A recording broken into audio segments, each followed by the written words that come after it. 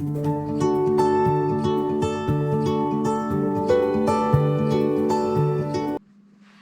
YouTube, greetings, welcome to StoneCabinAdventures. Smash that like button, click to subscribe, and ring the notification bell so that you'll know when we post another episode of Life and Times of Pinky Calhoun. We're reading episode 8 right now. If you missed one, don't worry about it, you can go back and get caught up. Pinky and her dad have just rescued her boss out of his mine, and that's where we're at right now. Oh, and he sent her to hide in the barn.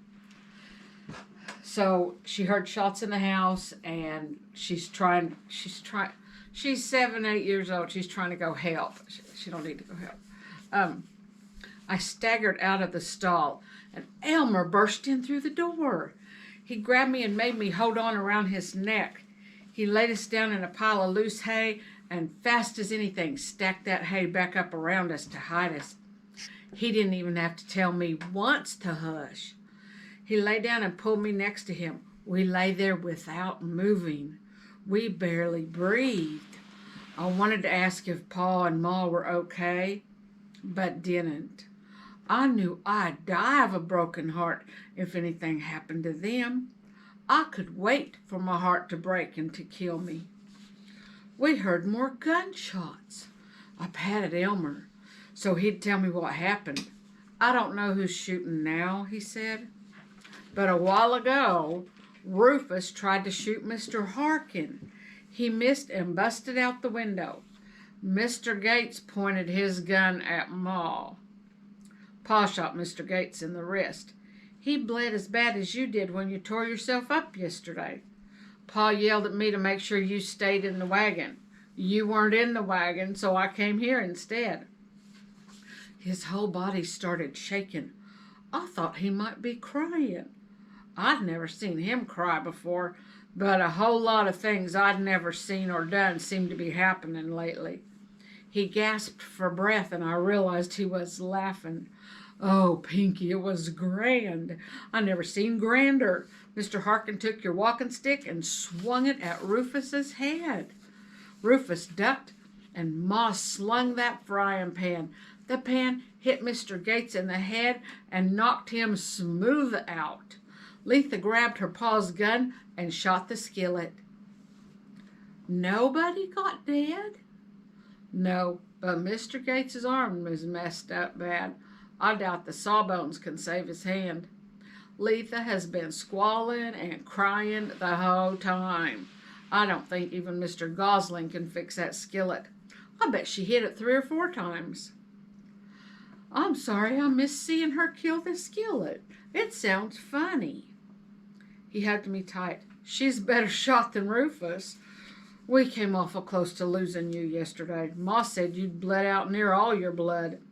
I had to clean your boots. They were covered in mud made from your blood and dust. Filled with it, too. You looked like you'd been in a fight with a catamount. I smiled in the darkness of our makeshift cave, and I whispered, I felt like I lost a fight with one. Are you sure I looked that good? He nodded. Your dress had been shredded as bad as your knees. Ma washed out your dress and put it in with the quilt scraps.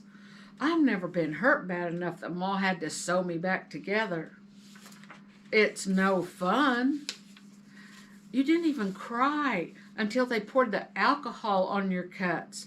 Pa says sometimes grown men wet themselves when Doc washes off their injuries with whiskey. Serious? Dead right, you little wildcat. You screeched like a banshee for a couple of seconds, then it was over. I'm proud of you.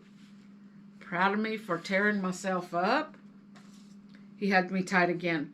I'm very proud of you for finding Mr. Harkin. Ma and Pa and Mr. Harkin all agreed that he would have died if you hadn't gone looking for him. And I'm proud of you for taking care of Mr. Harkin's animals even though you were hurt. I'm glad you're my sister. I'm tired. My head thunked against his chest and I dozed off again. I woke up freezing and shaking. I could hear Elmer snoring softly. I figured if he could sleep, I could too. And right then, I was too tuckered out to worry about anything else. When I woke up, we were at home. It took a minute for me to figure out what was what. Someone had rolled me in a blanket and left me laying on the settle. Summertime still came in through our windows. I could see sweat beads on Ma's head. I didn't know how she could be so hot while I froze to death. I could smell fresh bread baking and meat frying. I could smell somebody new.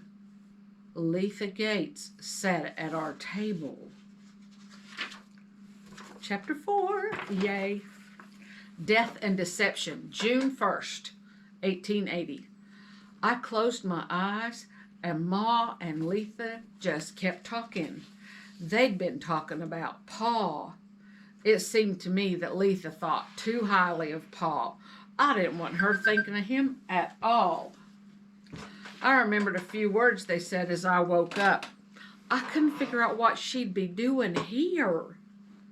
The truth? You think I'm not telling the truth? If I say Mr. Calhoun is my baby's father, the whole town will believe it, whether it's the truth or not. Ma nodded. A few people may believe it. There are others who know your family. It wouldn't surprise me if most of the town believed that your pa or your brother is your baby's father. Letha made the most unladylike sound I ever heard, and she ran outside and threw up. While she was gone, I opened my eyes and winked at Ma. Ma smiled back and motioned for me to close my eyes again. I liked this spy game of Ma's. Ma handed Letha a cup of water and a wet rag. Go clean yourself up. Go back outside and rinse out your mouth. I didn't understand why Ma let Letha in our house. Couldn't Ma see the danger in that girl? If she planned to lie about Pa, why did we let her in? Tears wet my eyes when I realized Letha had told Ma that Pa being her baby's pa was a lie. Until then, I'd been afraid to believe. When that evil thing came back in the house, she sat at the table like a welcomed guest. Ma put some paper and a goose quill on the table. I knew she didn't expect me to write anything. I couldn't even feed myself. Then she stirred up the ink powder with some of Pa's drinking whiskey. She used one of the straws from the broom for a stirrer. I need you to write a letter to me. Today is June 1st. Make sure you date the letter. I will tell you what to write. When you're done, you will sign the letter. Do you understand? I understand your meaning well enough, but why would I write a letter to you? I could hear disrespect in Letha's voice. I guess she didn't understand Ma at all. My eyes popped wide open when I heard a thud and a scream.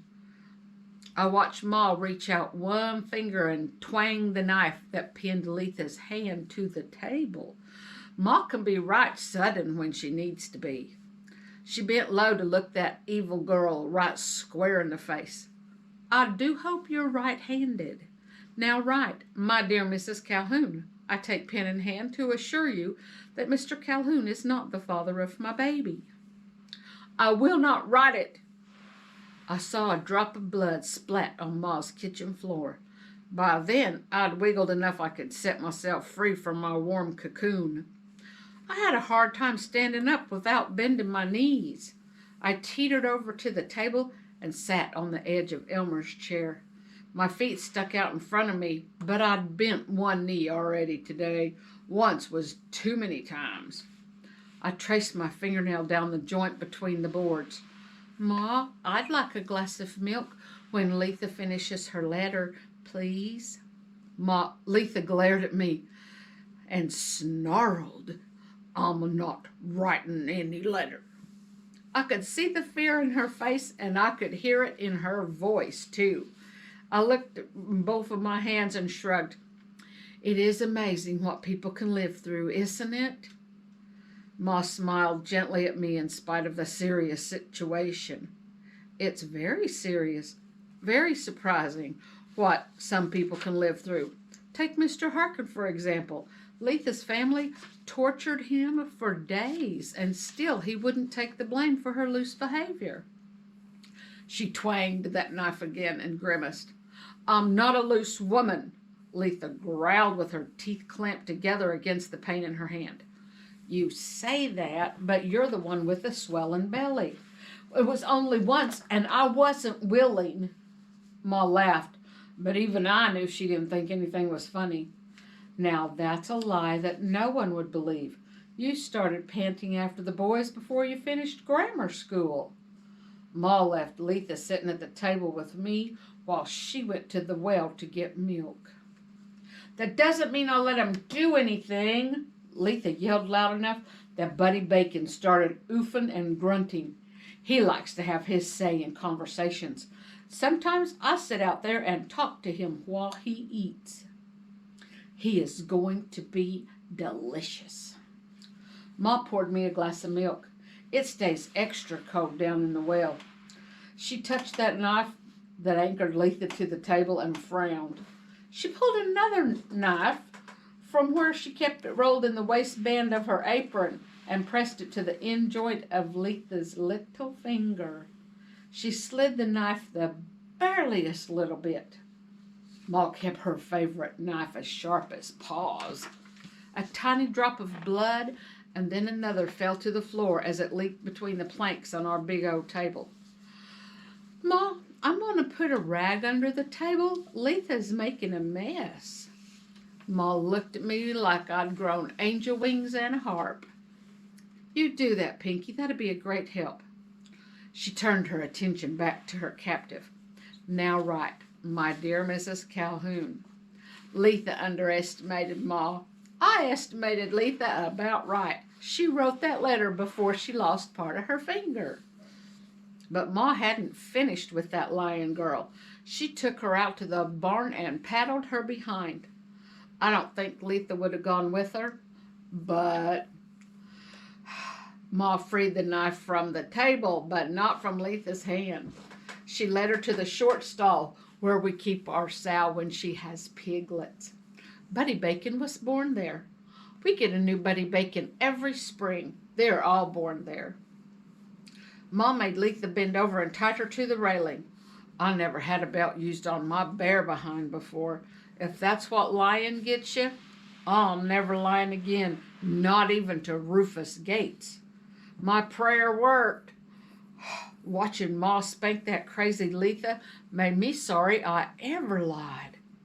Ma flipped Letha's skirts up over her head. That belt popped loud. I'm sure it seemed louder to me because I thought I was next. Letha's rump nearly glowed with that red stripe. Ma swatted her 2 more times. I'm sure Ma would have quit then, but Letha started yelling about Pa being her baby's pa. Letha screamed and lied, and Ma just layered on a little more pain. It seemed like forever before Letha blurted out, I'm sorry, I won't lie. I'm sorry, I'm sorry. Ma paused in her ministrations of justice. I counted 5 times that belt helped Letha decide to do what was right. It felt like 100 stripes. I knew they all hurt as bad as falling in the mine. I didn't want any, but I deserved them all. Do you have any idea how far a lie can travel? Ma asked that evil girl. Do you have any idea the damage that one lie can cause? Evil men murdered my first husband to get gold that we did not have. He'd spent every dime we had in the world, including a tiny medicine bottle with some flakes of gold dust his grandfather had, to outfit us for the journey west. Those men followed us from St. Louis. They killed Charles and 3 dozen other men, women, and children to get gold that none of us had, all because someone lied and told them we had a strongbox full of gold. Thank you so much for listening to episode 8. I'm winding the book down. I don't know what chapter I'm on, like 30 something. And that's on chapter 4. Pinky's been so much fun to write. I thank you so much for coming along on this journey with us. Y'all have a blessed day. Stone Cabin Adventures, Kevin and Lorelei. We love you. Thank you.